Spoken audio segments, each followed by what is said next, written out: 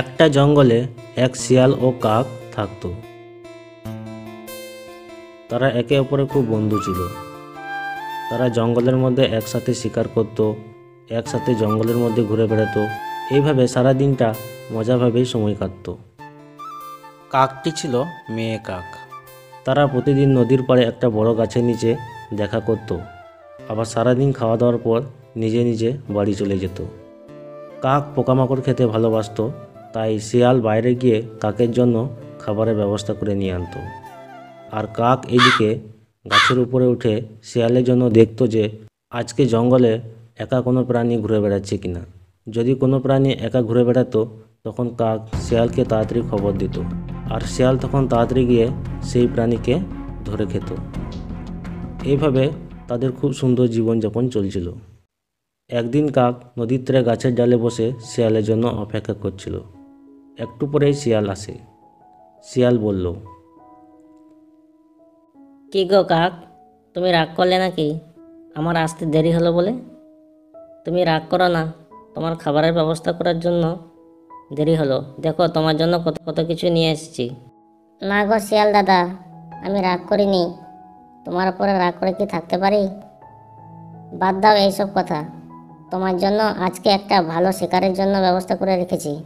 একটা হরিণের বাচ্চা একা একাই একটু দূরে ঘাস খাচ্ছে। তুমি তাড়াতাড়ি করে যাও আর শিকার বানাও, ততক্ষণে আমি তোমার নিয়ে আসা খাবার খাই। সত্যি বলছো কাক? হরিণের বাচ্চা? আহা, অনেক দিন ধরে হরিণের মাংস খাইনি, তাও আবার কচি মাংস। যাই যাই, তাড়াতাড়ি করে হরিণকে শিকার বানাই। শিয়াল হরিণকে শিকার করতে যায়। হরিণ এক মনে এক দৃষ্টিতে তাকিয়েছিল। শিয়াল চুপি চুপি করে হরিণের কাছে যায়। হরিণ বুঝতে পারে না। হঠাৎ করে শিয়াল হরিণের উপর ঝাঁপিয়ে পড়ে আর হরিণকে সেখানেই মেরে ফেলে।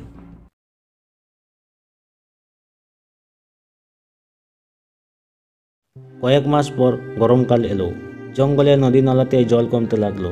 তখন জঙ্গলের পশু পাখি জীবজন্তু মারা যেতে লাগলো, বা কোনো কোনো পশু বন ছেড়ে পালিয়ে যেতে লাগলো। দুই এক জায়গায় একটুখানি জল থাকার কারণে কিছু জীবজন্তু বেঁচে ছিল।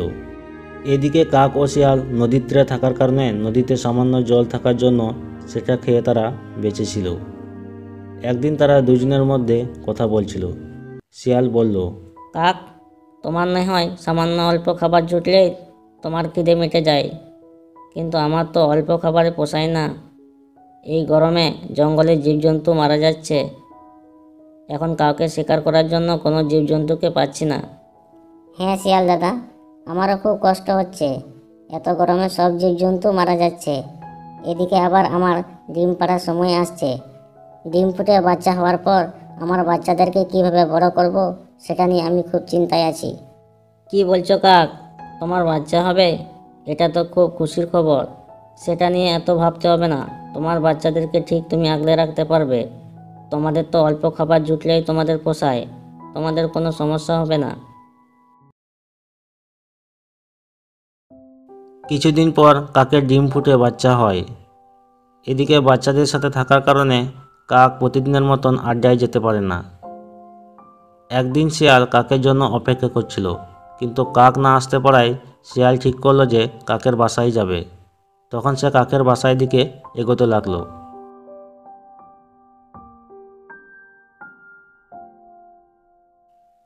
কাকের বাসায় গিয়ে শিয়াল বলল, কি কাক, তুমি আজকেও এলে না যে?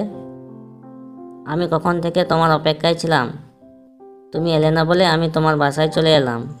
ও হ্যাঁ শিয়াল দাদা, আমি আমার বাচ্চাদের সাথে থাকার কারণে তোমার সাথে দেখা করতে পারি নাই। তুমি কি আজকে কাউকে শিকার করতে পেরেছো? কাকে পাবো এই বনে? এই বনে একটাও জীবজন্তু নাই। 2 দিন হলো না খেয়ে বেঁচে আছি। তুমি চিন্তা করো না শিয়াল দাদা, আমি এখান থেকে গাছের ডগায় উঠে তোমার জন্য দেখি তোমার শিকারের জন্য কাউকে পাই কিনা।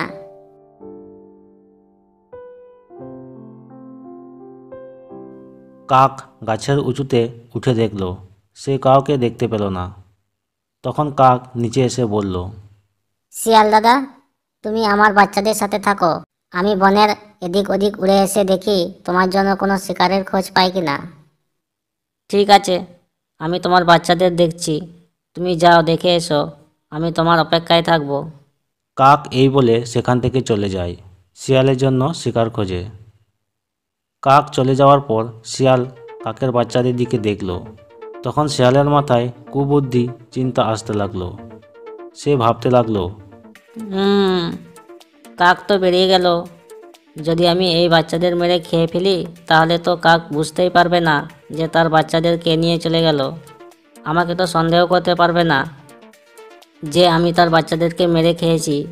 এতদিনের বন্ধু আমরা, আর কাক তো আমাকে খুব বিশ্বাস করে। হা হা হা হা। আর এদিকে আমি বনের জীবজন্তু কমে যাওয়াতে অনেকদিন ধরে ভালো কিছু খেতে পাইনি। কাকের বাচ্চাদের খেলে কিছু তো আমার পেট ভরবে। না, যাই তাড়াতাড়ি করে। খুব কাছেই তো কাকের বাসা, বাচ্চাগুলোকে পেড়ে খেয়ে নিই। শিয়াল বন্ধুত্বের কথা না ভেবেই তাড়াতাড়ি করে বাচ্চাদের মেরে খেয়ে নেয়। বাচ্চাদের মেরে খাওয়ার পর সেখানেই কাকের জন্য অপেক্ষা করতে থাকে। কিছুক্ষণ পর কাক ফিরে আসে। কাক এসেই দেখে তার বাচ্চারা বাসায় নাই। তখন কাক বলল, শিয়াল দাদা, আমার বাচ্চারা কোথায়? আমি এখানেই দাঁড়িয়েছিলাম, তারপর আমি কখন যে ঘুমিয়ে যাই আমি বুঝতে পারি নাই। যখন আমার ঘুম ভাঙলো তখন দেখি তোমার বাচ্চারা বাসায় নেই। আমার মনে হয় কোনো জন্তু এসে তোমার বাচ্চাদেরকে মেরে খেয়ে ফেলেছে। কাক, তুমি আমাকে ক্ষমা করে দিও, সব আমার ঘুমের কারণে হয়েছে। কাক খুব উদাস হয়ে যায়, খুব কষ্ট পেতে লাগলো। সে ভালোভাবে দেখতে লাগলো। সে লক্ষ্য করলো যে শিয়ালের মুখে রক্তের দাগ লেগে আছে। তখন আর কাকের বুঝতে বাকি রইল না যে শিয়ালই তার বাচ্চাদেরকে মেরে খেয়ে ফেলেছে। সব কষ্ট চেপে রেখে কাক শিয়ালকে বলল, একদিক থেকে ভালোই হয়েছে, এমনিতেই এই বনে খাবারের সংকট আছে। আমি আমার বাচ্চাদেরকে হয়তো খাওয়ার ব্যবস্থা করে দিতে পারতাম না। না খেয়ে আমি আর আমার বাচ্চারা হয়তো এমনিই মারা যেতাম। ভগবান আমার একদিক থেকেই উপকার করলেন। ঠিক বলেছ কাক, এই বনে খাবারের যা অভাব, একদিন হয়তো আমিও না খেয়ে মারা যাব। তুমি চিন্তা করো না কাক, আমরা যেমন আছি তেমনই থাকবো। আমি এখন আসি, কাল তুমি আমাদের আড্ডায় চলে আসো। চললাম। শিয়াল সেখান থেকে চলে যায়। কাক সব কিছু ভেবে দেখল। সে ভেবে দেখল যে সে শিয়ালকে মেরে ফেলে তার প্রতিশোধ নেবে। কাক নিজে নিজেই বলল, এতদিন ধরে যা পাপ করেছি এটাই হয়তো আমার শাস্তি। আমি অনেক অসহায় প্রাণীকে শিয়ালের মুখে তুলে দিয়েছি, সেই জন্যই আজ আমি পাপের ফল পেলাম।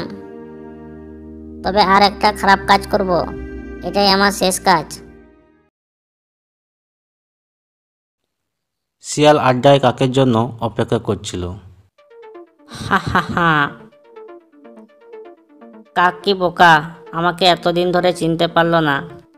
তার বাচ্চাদেরকে মেরে খেয়ে নিলাম সেটাও বুঝতে পারলো না। কি বোকা কাক। যাই হোক, কচি কাকের মাংস স্বাদ কিন্তু খুব সুস্বাদু ছিল। হা হা হা। একটু পরেই কাক আসে। কাক এসেই বলল, শিয়াল দাদা, আজকে তোমার জন্য ভালো শিকারের দেখে এসেছি। একটা গুহায় এক হরিণ তার দুই বাচ্চাদের নিয়ে থাকে। এখন হরিণের মা বাইরে ঘাস খেতে গেছে। তুমি তাড়াতাড়ি করে চলো, হরিণের বাচ্চাদেরকে গুহার ভিতরে শিকার করো। কি বলছো কাক? এ তো ভালো খবর, হরিণের বাচ্চা। আহা, আবার অনেকদিন পর হরিণের মাংস খাবো। এটা তো দারুণ সুখবর। চলো চলো, কোথায় যেতে হবে?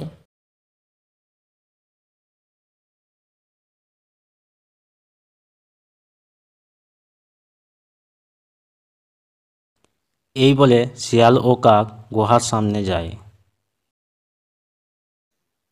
এই গুহার ভিতরে হরিণের বাচ্চা আছে, তুমি ভিতরে যাও আর তাদেরকে শিকার বানাও।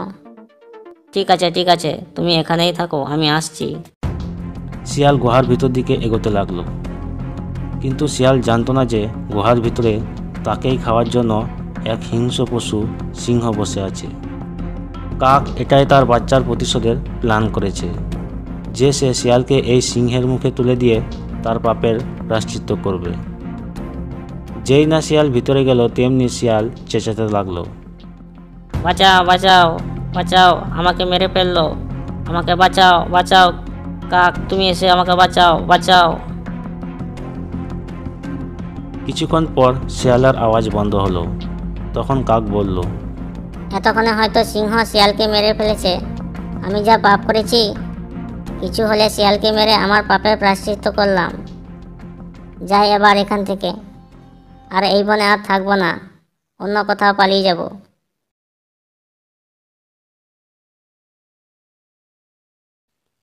কাক সেখান থেকে চলে যায়। সে এই বন থেকে পুরো বিদায় নেয়। তার আর এখানে ভালো লাগে না। তার এখনও তার বাচ্চার কথা মনে পড়ে। তাই সে ঠিক করলো এই বন থেকে বিদায় নিয়ে অন্য কোথাও বাসা বাঁধবে, আর এখানে কোনো দিন ফিরে আসবে না। এইভাবে বন ছেড়ে অন্য বনের দিকে একা একা উড়ে যেতে লাগলো, নতুন করে নতুন জায়গায় বাসা বাঁধার জন্য। শিক্ষা: নিজের লোক ছাড়া অন্য কোনো লোককে অন্ধের মতো বিশ্বাস করতে নেই।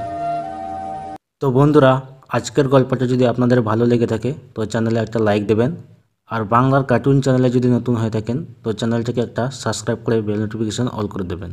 তো যখনই আবার নতুন গল্প নিয়ে হাজির হব তো সর্বপ্রথম আপনি বাংলার কার্টুন চ্যানেলে নোটিফিকেশন পেয়ে যাবেন।